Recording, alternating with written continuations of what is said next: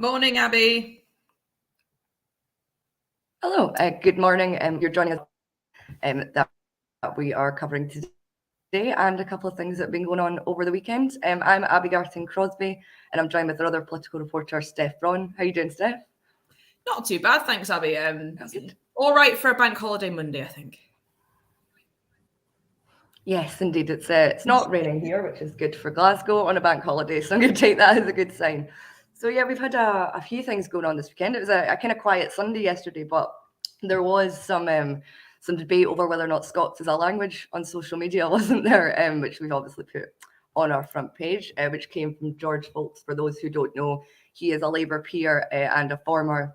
I think he was a South Ayrshire MP for a long time, from like the late 70s to kind of early 2000s before he went into the Lords. So, what was he kind of saying yesterday, Steph? Were you aware of what he was going on about?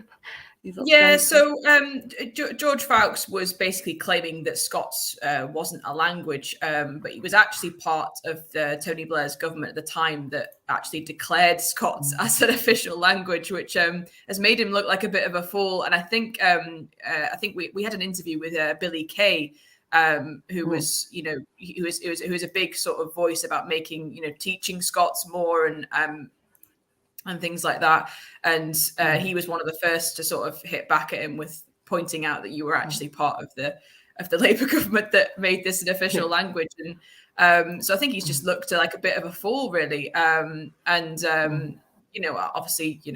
we truly believe that Scots is a language. And I mean, what do you think? Do you think it should be? Do you think it's something that should be being taught in schools a little bit more? Abby? Yeah, as someone who grew up in Dumfries and Galloway, where that really, apart from Robert Burns, is probably the only Scots that we were taught, and that was frequently because there are about 4 Robert Burns museums in Dumfries. But we weren't actually taught, how to speak the language. If we were taught to, do it, you kind of would have to speak in your proper English if you were ever doing like a presentation or anything, which is why I now have a strange accent. So yeah, I think it is one of those things where it could kind of be more open about it at school level. It definitely wasn't taught when I was there. Even in English, I think we were studying Shakespeare and things like that. Weren't really studying Scots stuff. So yeah, I do think it's one of those things that could be, brought in a little bit more in education. But that had also come from an interview Billy Kay did with the Sunday National about that, and he's basically said that Scots would not be fully accepted until after independence. So that's a kind of interesting read if anybody didn't get a chance to read that, which is what sparked this whole row this morning. So and yesterday. So that's also on our website that you can have a look at, and that's the national.scot. So we also had some other stories going on. Another main story on our front page yesterday was the SNP MP Anam Kaysar. So she was opening up about sexism in Parliament, that she'd actually been warned by a Conservative MP to stay away from certain male predatory MPs, which is just terrifying to think that you're in a place of work like that and then somebody comes and tells you, don't go near that man, he's a little bit dodgy. And obviously the past week we've had lots of stuff in the news about misogyny and sexism in the kind of halls of power. So that was kind of interesting. So and you obviously, Steph, you've written up this morning about the First Minister was talking about that on ITV. So you tell me a little bit about what she was saying? Yeah, so she was saying actually that she thinks that misogyny is actually potentially worse now than it was when she started out in politics. I think she became an MSP in 1999. So, we're talking more than 20 years ago, and she thinks it's actually now worse. And I think what she was talking about, because we always think that, 20 years ago, that kind of thing was worse back then. But I think what she's talking about is that social media has given sexist men a platform to, hurl direct abuse at women, that they perhaps in a way that they couldn't do before. And also, I think that there's a sense that people can hide behind their computers and say things that they perhaps would only have thought before. And now they're saying it out loud directly to somebody because they're not facing them face to face. So she was basically just saying that women have been reduced to their body parts for as long as she can remember, but it's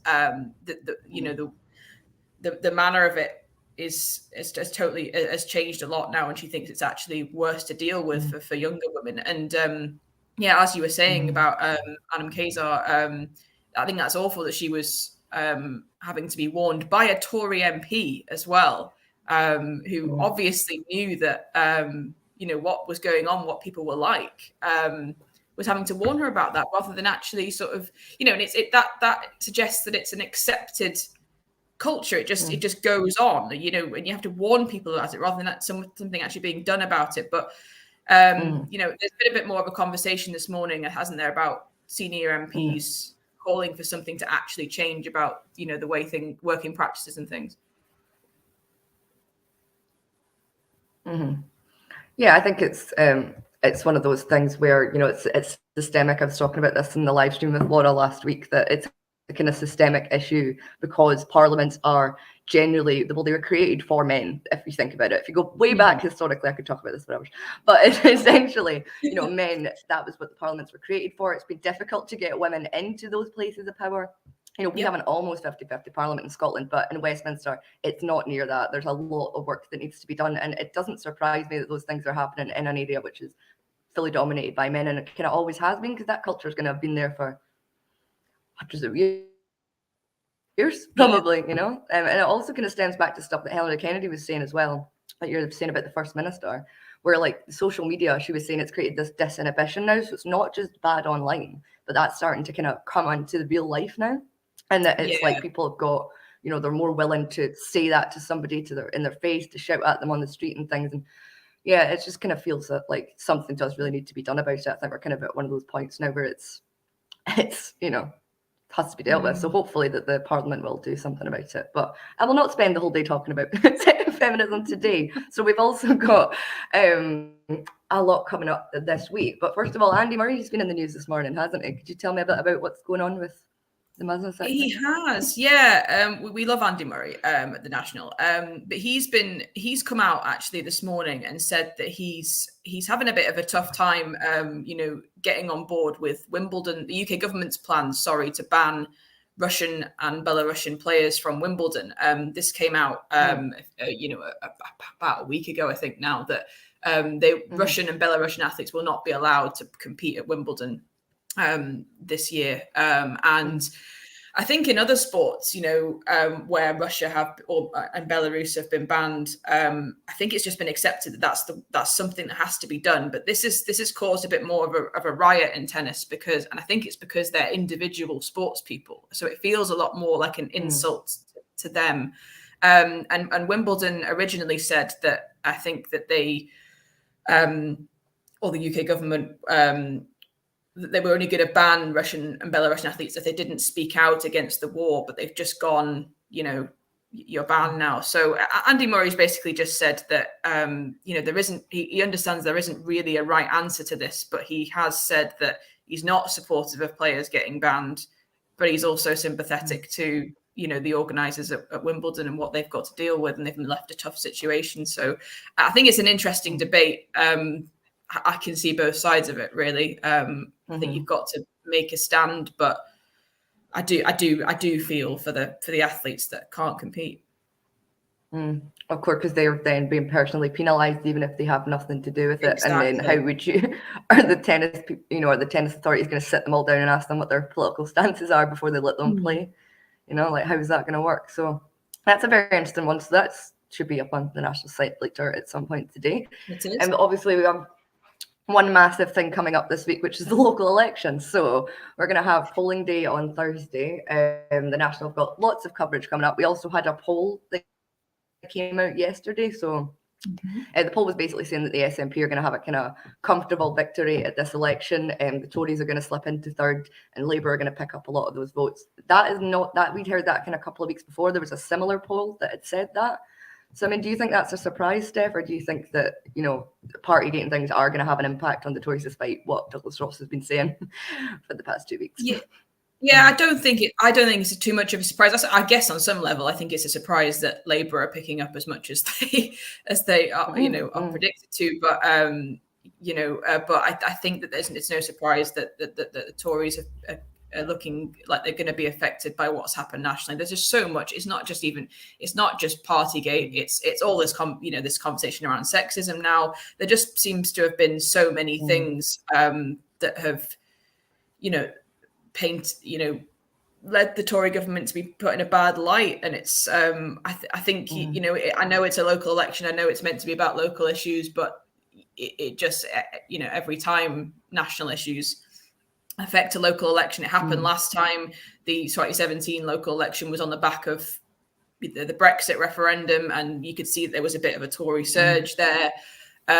So yeah, I don't think it's too surprising, and I think it is probably what we're going to see on Thursday. And you're going to be in Glasgow, aren't you, Abby, on Friday? I am, yes. I love a vote count. I am very excited. Usually these are overnight. So what I'm excited about this one is because usually they're overnight, right? And last year, when we had the Holyrood elections, that was a 2-day weekend. So I was in Aberdeen for 2 days covering the election, but this is an afternoon. So we should hear all the results by maybe 4 o'clock on a Friday. So no overnight for everybody. We will hear a lot of the kind of English and Welsh results probably early morning on the Friday. So we'll have a good idea of kind of what's going on down south. But for Scotland, most of the places are kind of going to be like 3 o'clock. So we should have a good early result. I'll be at the count doing lots of lives. And Hamish is going to be in Edinburgh. So we've got the 2 capitals covered because we can't cover every 32 council in Scotland. So, but we will have kind of all the coverage of, you know, when they're declared. We're going to have a live blog going as well. And I'm also working on a kind of big analysis piece for Thursday for polling day for the kind of areas to watch and where the ones I think will be most interesting. So Glasgow, North Ayrshire, which I kind of think is an SNP targeted area. Aberdeen, I think that'll be an interesting one. Dumfries and Galloway, I think, will be quite interesting as well because they're a very heavy Conservative vote down there, but it's an SNP Labour shared administration. So I think that'll be quite interesting. And there's lots of kind of little bits. You know, the Western Isles have no women on the council. Will we get a women elected there? I was reading about that. Yeah, that's a profile I'm doing for tomorrow. So I'll have a little bit on the Western Isles tomorrow. That'll be the last, I think. And then the last of those will be Hamish is doing Shetland for Wednesday's paper, so Wednesday's newspaper, and then that's all of our council profiles done. So that's all 32 of them. You've done quite a few. Judith has done some. Hamish and Xander. All of us have taken like 5 or 6 councils and spoken to lots of people, so you can get an insight into your local area if you want to have a look at those, or if you're thinking you want to look at some of the other areas in more detail. Then we've got that up on the website. So there's lots of stuff to come on the council coverage, which should be a quite exciting weekend. You can tell I love an election. I'm excited for it. So. That will be fun, but I think that's all that we've got on the go today. So if you want to check out stories on the national.scot, then we will catch up with you tomorrow. I think who is it doing it tomorrow, Steph? you know it down. Xander and Ninian. So yeah. So they'll be with you tomorrow. Xander and Ninian will be here tomorrow to catch up with everything we're doing. Great, excellent. Thank you very much for joining us. Bye, everyone. Bye.